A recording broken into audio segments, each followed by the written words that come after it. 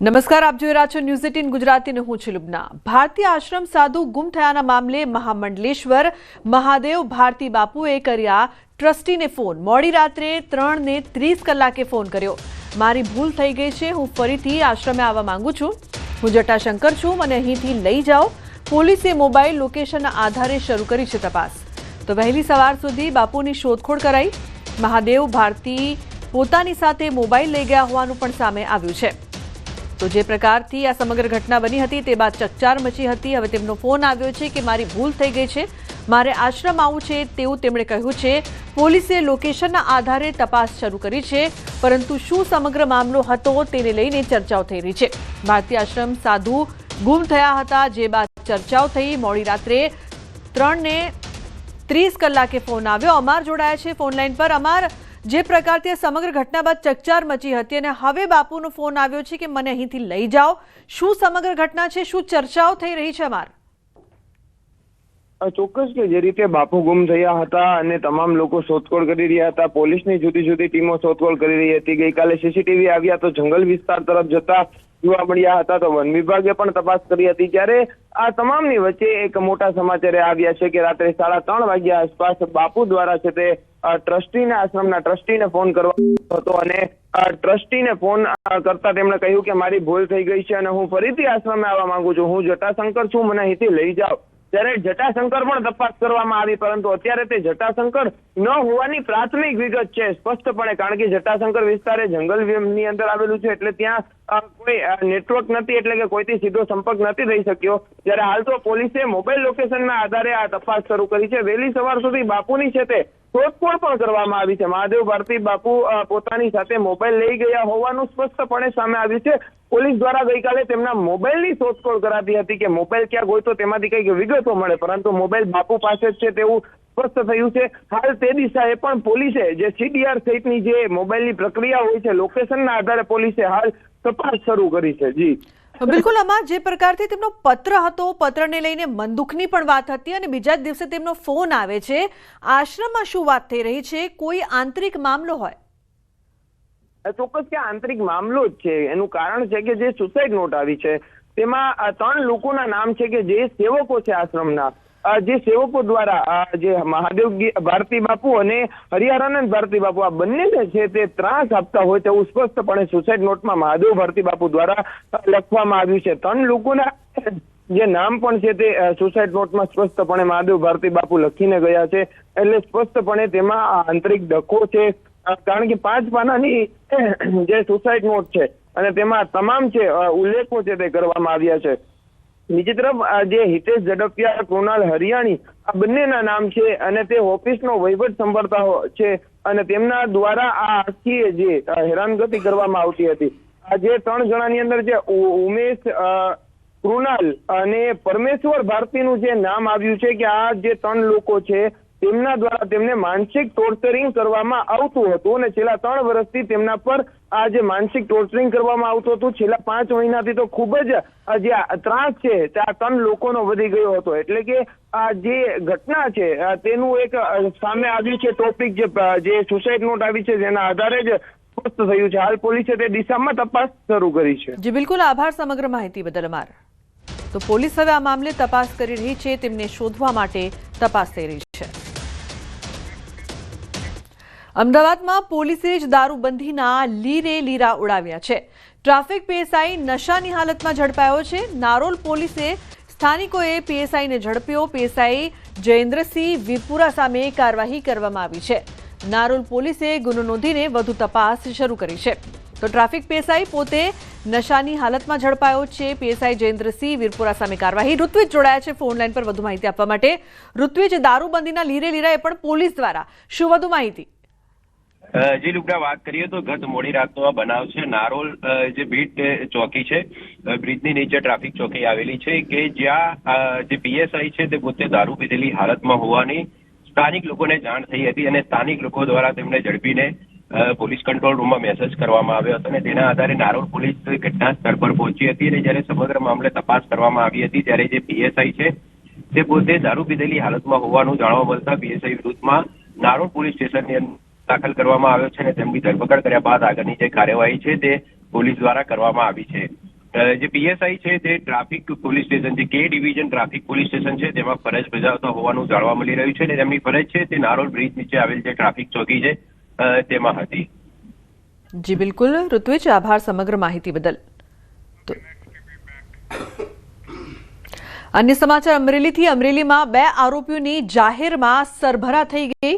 દિવાળી સમયે આ બંને અસામાજિક તત્વોએ ધારીમાં જાહેરમાં આતંક મચાવ્યો હતો. દિવાળીની રાત્રે ફટાકડા બજારમાં ઘૂસી જઈને બજારને બાનમાં લીધું હતું. ઉલ્લેખનીય છે કે જૂના બંદૂકના કારણે બેઝબોલના ધોકા લાકડા વડે જાહેરમાં આતંક મચાવ્યો હતો. એક યુવાન તેમજ તેમની 3 વર્ષની માસૂમ બાળકીને માર પણ માર્યો હતો. આ અંગેનો એક વિડીયો સોશિયલ મીડિયામાં વાયરલ થયો છે, જેમાં પોલીસે કાર્યવાહી કરી છે. 2 આરોપીઓની ધારી પોલીસે ધરપકડ કરીને શાન ઠેકાણે લાવી દીધી છે. ઉલ્લેખનીય છે કે દિવાળી સમયે બહુ જોર બતાવ્યું હતું. હવે પોલીસે તેમની શાન ઠેકાણે લાવી છે. ફટાકડા માર્કેટમાં ધોકા લઈને રોફ જમાવ્યો હતો, મારામારી કરી હતી. એક યુવક અને 3 વર્ષની માસૂમ બાળકીની પણ પીટાઈ કરી હતી, જે બાદ હવે પોલીસે જાહેરમાં તેમની સરભરા કરી છે. તો સામાજિક તત્વોના આતંક સામે હવે પોલીસ દ્વારા કાર્યવાહી, જાહેરમાં સરભરા કરવામાં આવી અને તેમને મેથી પાક પણ ચખાડવામાં આવ્યો છે.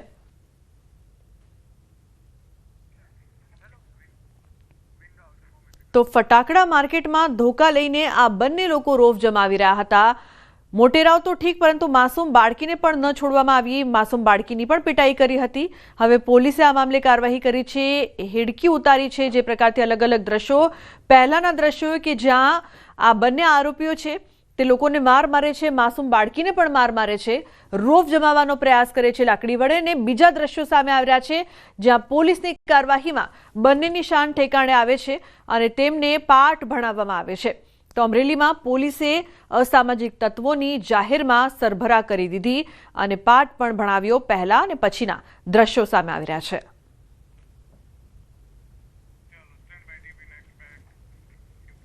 અન્ય સમાચાર સુરતથી. કોસંબા નજીક બેગમાંથી યુવતીનો મૃતદેહ મળ્યો છે. 20 વર્ષીય યુવતીનો મૃતદેહ મળતા ચકચાર મચી છે. યુવતીના ગળાના ભાગે ઈજાના નિશાન જોવા મળ્યા છે. પોલીસે મૃતદેહને પોસ્ટમોર્ટમ માટે ખસેડ્યો છે. મૃતદેહના ઓળખની કાર્યવાહી કરાઈ. શરૂ હત્યા કોણે કરી તે દિશામાં પોલીસે તપાસ શરૂ કરી છે.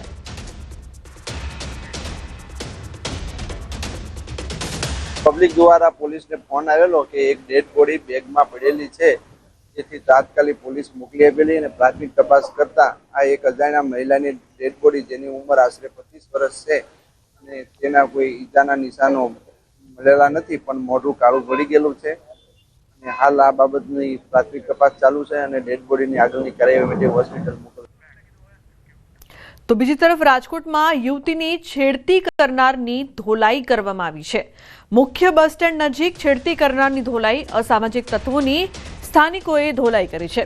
સ્થાનિકોએ ઝડપીને મેથી પાક ચખાડ્યો છે. આવા અસામાજિક તત્વો સામે કડકમાં કડક કાર્યવાહી કરવા સ્થાનિકોએ માંગ કરી છે.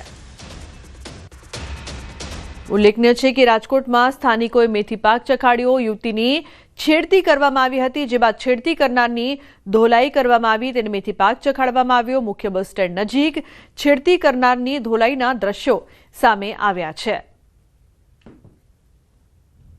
તો રાજકોટમાં યુવતીની છેડતી બાદ આ સમગ્ર ઘટના સામે આવી. લોકોનું ટોળું એકઠું થયું અને સ્થાનિકોએ મળીને છેડતી કરનારની ધોલાઈ કરી હતી. તો આ મામલે પોલીસ દ્વારા હવે વધુ તપાસ કરવામાં આવી રહી છે. સ્થાનિકોએ ઝડપીને મેથી પાક ચખાડ્યો હતો. અન્ય સમાચાર રાજકોટથી. ગેંગવોરમાં ફાયરિંગનો મામલો. આરોપીઓને આશરો આપનાર 2ની ધરપકડ કરવામાં આવી છે. ધરપકડનો કુલાંક 12 પર પહોંચ્યો છે. કુખ્યાત અને મુખ્ય આરોપી સમીર ઉર્ફે મુર્ગો હજુ પણ પોલીસની પકડથી દૂર છે. આ ફાયરિંગ માટે હથિયાર સપ્લાય કરનારની પણ ધરપકડ કરવામાં આવી છે.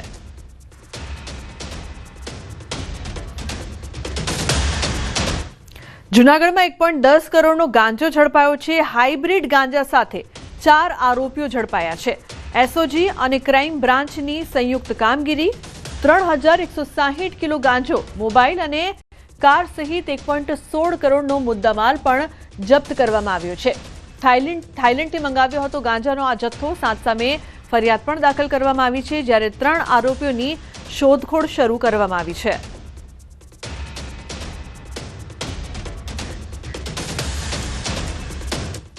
अन्य समाचार गांधीनगरથી કેન્દ્રીય મંત્રીની મુખ્યમંત્રી સાથે બેઠક રાજ્યમાં ચાલી રહેલા મહત્વના પ્રોજેક્ટ પર ચર્ચા બેઠક બાદ કેન્દ્રીય મંત્રીનું મોટું નિવેદન 4 પ્રોજેક્ટ અંગે વિસ્તૃત ચર્ચા કરવામાં આવી છે 3 પ્લાન્ટમાં આગામી 4 મહિનામાં ઉત્પાદન શરૂ થશે તો ધોલેરા આગામી સમયમાં ઉત્પાદનનું હબ બનશે સેમિકન્ડક્ટર મેન્યુફેક્ચરિંગ પ્લાન્ટ અંગે ચર્ચા કરાઈ છે bullet train project railway project અંગે પણ ચર્ચા કરાઈ છે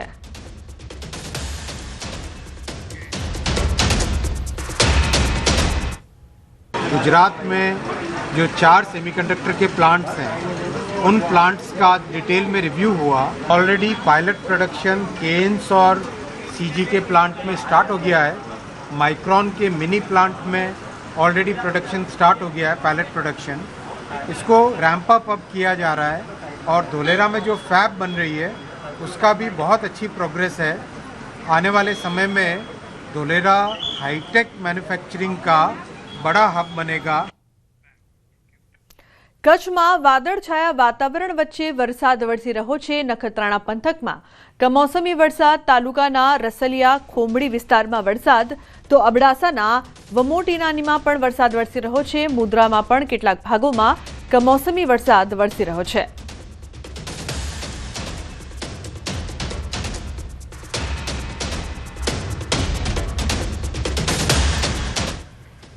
સાબરકાંઠાના વિજયનગરમાં સવારથી વરસાદી માહોલ છે વિજયનગર સહિત ગ્રામ્ય પંથકમાં વરસાદ ક્યાંક ઝરમર તો ક્યાંક ધોધમાર વરસાદ વિજયનગર ગાડી વાકડા ચિતરિયા કોડિયાવાડા પાલ દઢવાવ ચિઠોડા સહિતના ગ્રામ્ય પંથકમાં વરસાદ વરસી રહ્યો છે ખેડૂતોના જીવ તાળવે ચોંટ્યા છે ડાંગર સોયાબીન મગફળી તૈયાર થયેલા પાકને નુકસાન પહોંચી રહ્યું છે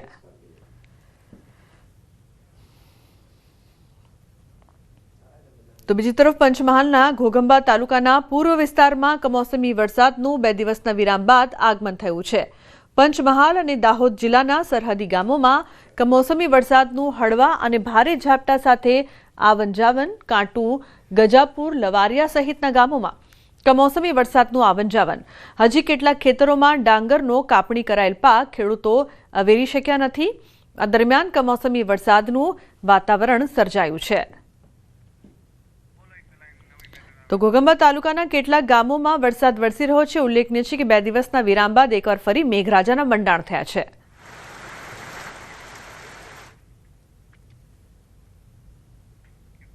જસદણ એપીએમસી માર્કેટિંગ યાર્ડની બહાર ખેડૂતોના વાહનોની લાંબી કતારો લાગી છે એપીએમસી માર્કેટિંગ યાર્ડની બહાર ખેડૂતોની લાંબી કતારો લાગી રહી છે 2 કિલોમીટર જેટલી વાહનોની લાઈન લાગી છે ઉલ્લેખનીય છે કે ખેડૂતો પોતાની જણસી વેચવા માટે અત્યારથી જ લાઈનો લગાવીને ઊભા છે ખેડૂતો પોતાના માલને ઢાંકીને પણ આવ્યા છે 24 કલાક જેટલો સમય થઈ ગયો છે વરસાદ વિરામ આપ્યો છે ખેડૂતોને ખેતરમાં બચેલો પાક લઈ જણસી વેચવા પહોંચ્યા છે તો જસદણ એપીએમસી માર્કેટિંગ યાર્ડમાં હાલ સાવ ખાલી પડેલું જોવા મળી રહ્યું છે તો જણસી વેચવા માટે અત્યારથી જ લાઈન લાગી રાજકોટમાં મોટી પાનેલી ગામમાં ખેડૂતોએ એમએલએનો ઘેરાવ કર્યો છે પાક નુકસાની મુદ્દે ખેડૂતોએ કરી ઉગ્ર રજૂઆત સરકાર સંપૂર્ણ પાકની ક્વેરી વિના ખરીદી કરે તેવી માંગ એમએલએને ખેડૂતોના રોષનો સામનો પણ કરવો પડ્યો છે ઉલ્લેખનીય છે કે એમએલએ પંચ રોજકામથી સહાયની ખાતરી આપી છે એમએલએ ખાતરી આપી છતાં ખેડૂતોમાં અસંતોષ જોવા મળી રહ્યો છે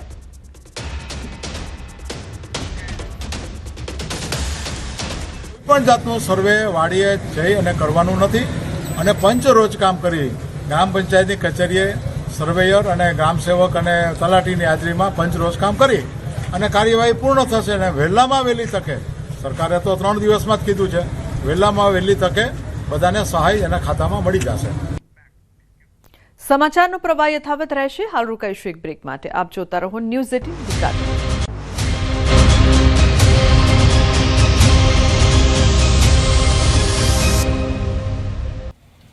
છેલ્લા એક અઠવાડિયાથી રાજ્યમાં પડી રહેલા કમોસમી વરસાદથી ખેડૂતોની કમર તૂટી ગઈ છે, ત્યારે ખેડૂતો માટે હવે રાહતના સમાચાર મળી રહ્યા છે.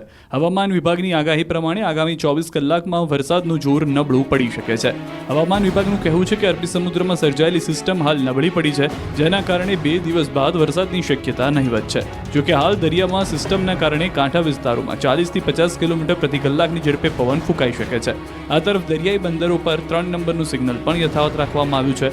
અરબી સમુદ્રમાં સિસ્ટમના કારણે 24 કલાક સુધી રાજ્યના વિવિધ વિસ્તારોમાં વરસાદ પડી શકે છે. હવામાન વિભાગે આગાહી કરી છે કે સૌરાષ્ટ્ર, ઉત્તર ગુજરાત તેમજ દક્ષિણ ગુજરાતના ભાગોમાં છૂટોછવાયો વરસાદ પડી શકે છે.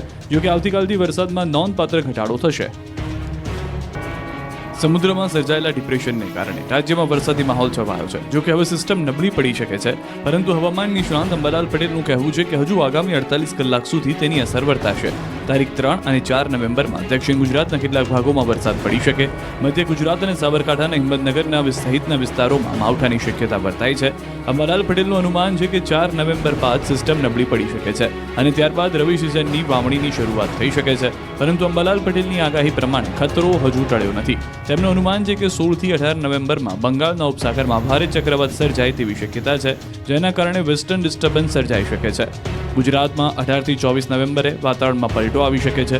વેસ્ટર્ન ડિસ્ટર્બન્સના કારણે 15 ડિસેમ્બર સુધી કમોસમી વરસાદ પડવાની શક્યતા.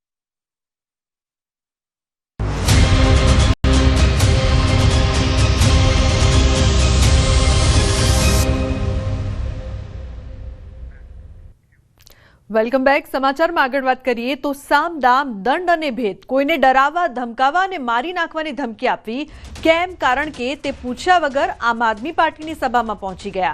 એટલા માટે જ એક નેતાએ તે લોકોનો ઉધડો લઈ લીધો અને ફોન પર ગાળોનો વરસાદ કર્યો. ઘટના છે અમરેલીની અને અપશબ્દોનો વરસાદ કરતા નેતા છે ભાજપના તાલુકા પ્રમુખ ચેતન ધાનાણી. જોકે આ ઘટના બાદ તેની સામે એટ્રોસિટી એક્ટ હેઠળ ગુનો પણ નોંધાયો છે. લાલાવદર ગામના લોકો 2 દિવસ પહેલા સુરેન્દ્રનગર સભા ગયા હતા. બસ આ વાતની જાણ ચેતન ધાનાણીને થઈ અને ફોન કરીને અપશબ્દોની રમઝટ બોલાવી, સાથે જાતિવાચક ટિપ્પણી પણ કરી. મહેશભાઈ ઉર્ફે જીગાભાઈ માધડને જ્ઞાતિ પ્રત્યે હળધૂત કરી જાનથી મારી નાખવાની ધમકી આપી હતી.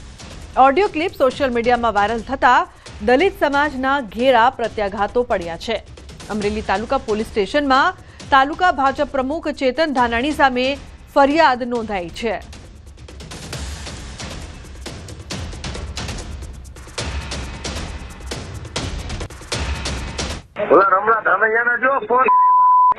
બધા ફોન કેમ સ્વિચ ઓફ કરી નાખે છે? હું બીક લાગે છે. હું કેજરીવાલ તમારે હું હાલો થઈ છે? એલા ભાઈ હાલાનું ન હોય એવું ન હોય, તો જાતા કેજરીવાલ તમારે હું હાલો થઈ છે? તો કામના કામ તમે કરવા મળો બધા જાઓ. એલા કામ ની વાત મેં તને ક્યારે કીધું તો તમે કૌશિકભાઈ વેકરિયા વચ્ચે અમે બેઠા. તમારી હાથોથી મારે એવી નથી બોલતા. પણ અમે ક્યાં પણ બીજે ક્યાંક ગયા? હા, અમિત લઈ આવ્યો ને, એ મારું નામ આવ્યું. પણ એવું હું આકેશનો છું, એ ખબર છે તમને? પણ એ જોય એવું હું ક્યાં કહું છું ભાઈ? તમે કીધું તમારે તાલુકા ભાજપનો પ્રમુખ છું, મારા ગામમાંથી માણસો છે ને, આ મારો ભાઈબંધનો કાકો છે ને, કેદુની રાજકારણ રોલ. પણ અમે રાજકારણમાં ગયા છે. અરવિંદ કેજરીવાલ હાડુભાઈ તમારે હું નજીક છું. નજીક છે એટલે તું નજીક, પણ નજીક તો તું હોય એવું થોડું હોય. તમારી સિવાય કોઈ જાતું નથી, મારો પીતો ફાટે છે. એટલે ભાઈ એટલું બધું થોડું શાંત રહેવાય. વડોદરા પાદરાના રાજકારણમાં ગરમાવો આવ્યો છે. જિલ્લા ભાજપ પ્રમુખ રસિક પ્રજાપતિએ ભાજપ નેતાઓને કટાક્ષ કર્યો છે. જિલ્લા ભાજપમાં જૂથબંધી વચ્ચે રસિક પ્રજાપતિનું નિવેદન સામે આવ્યું છે. કાર્યકર્તાઓને ગેરમાર્ગે દોરવાનું બંધ કરો. કોઈપણ કાર્યકર્તાઓને ગેરમાર્ગે દોરે તો મારી પાસે લાવજો. નાની મોટી ચૂંટણી તો થયા કરે, કામ કરે એની ભૂલ થાય, કાર્યકર્તાની ભૂલ થાય. જિલ્લા ભાજપ પ્રમુખે આડકતરી ચેતવણી પણ આપી છે. એવું નથી કે આપણે પાણીની સાથે પાડ પણ કાઢી નાખીએ.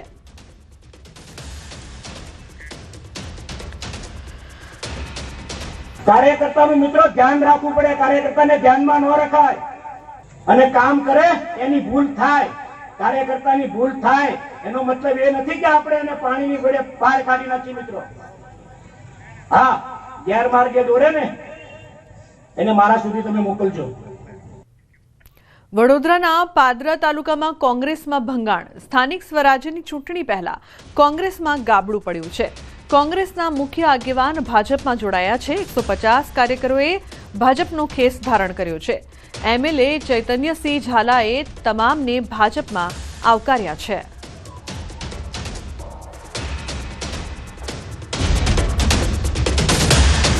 તો એમએલએ તમામને ભાજપમાં આવકાર્યા છે. પાદરામાં ચૂંટણી પહેલા કોંગ્રેસમાં ગાબડું પડ્યું છે.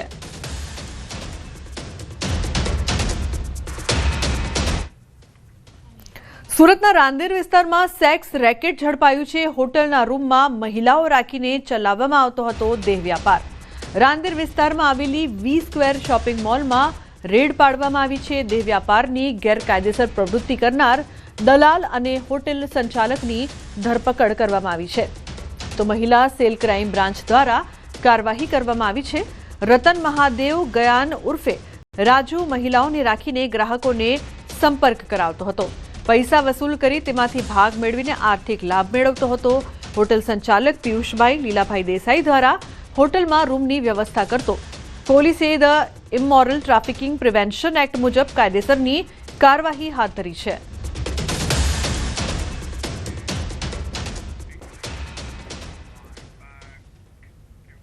સમાચારમાં આગળ વાત કરીશું બેવડી ઋતુનો ભરડો.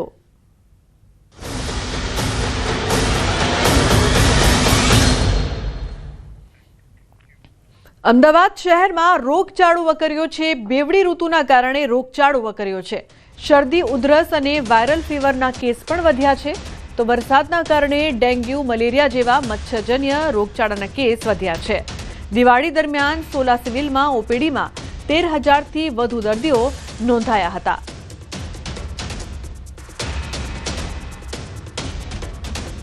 રોગચાળાના આંકડાની વાત કરીએ તો ગયા અઠવાડિયામાં અમારી હોસ્પિટલમાં લગભગ 7,504 દર્દી ઓપીડીમાં નોંધાયા હતા અને દાખલ દર્દી 770 દર્દીઓ ગયા અઠવાડિયામાં હોસ્પિટલમાં નોંધાયા હતા. તથા જો આ રોગની વાત કરું તો ડેન્ગ્યુમાં લગભગ ગયા અઠવાડિયામાં 93 દર્દીના લોહીના નમૂના લેવામાં આવ્યા. તેમાંથી 13 દર્દીના રિપોર્ટ પોઝિટિવ હતા.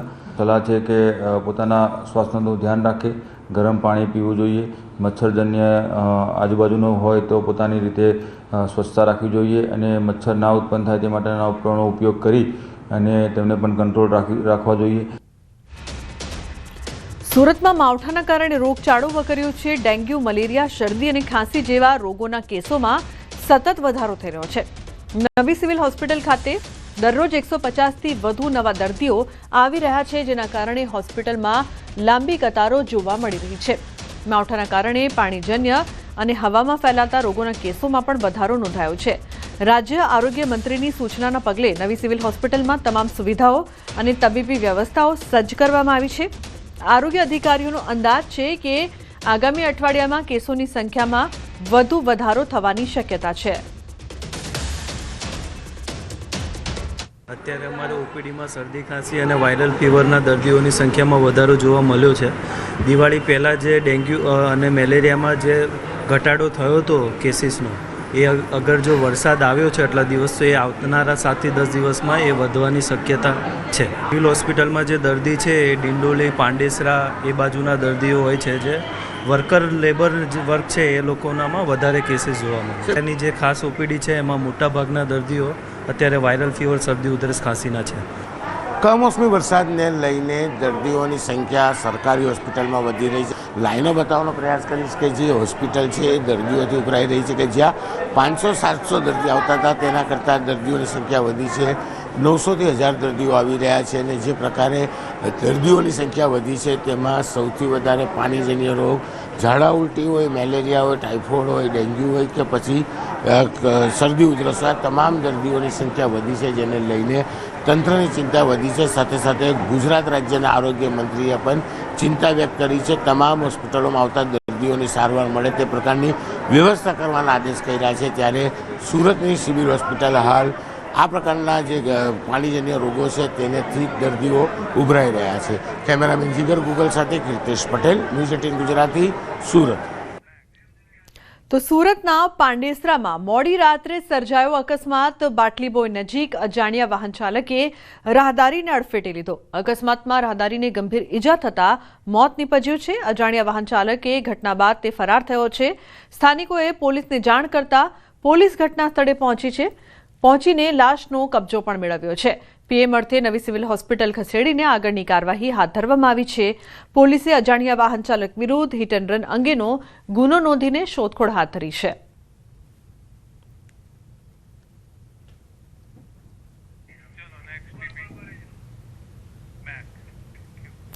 અન્ય સમાચારની વાત કરીએ તો ધોરાજીમાં આંખલાનો આતંક. ધોરાજીના ચકલા ચોકમાં આંખલા વચ્ચે યુદ્ધ જામ્યું. આંખલા વચ્ચે યુદ્ધને લઈને લોકો ભયભીત થયા છે. ચકલા ચોક જેવા ધમધમતા વિસ્તારમાં 30 મિનિટ આંખલા યુદ્ધ ચાલ્યું હતું.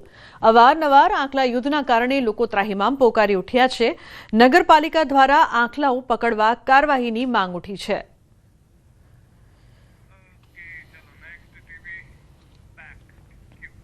ભારતીય મહિલા ક્રિકેટ ટીમે વર્લ્ડ કપ જીતીને ઇતિહાસ રચી દીધો છે. ત્યારે નવી મુંબઈમાં રમાયેલી આ મેચને નિહાળવા રિલાયન્સ ફાઉન્ડેશનના ચેરપર્સન નીતા અંબાણી પણ પહોંચ્યા હતા અને ઐતિહાસિક જીતના સાક્ષી બન્યા હતા.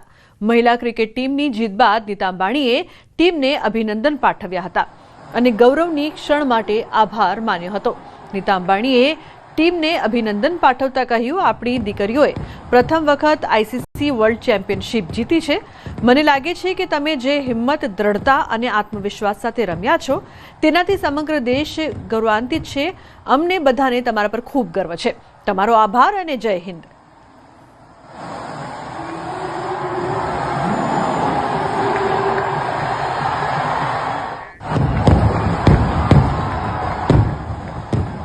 At the stroke of midnight, our girls have won the first ever ICC World Championship. I think you have made the whole nation swell with pride. The way you have played with courage, conviction and confidence.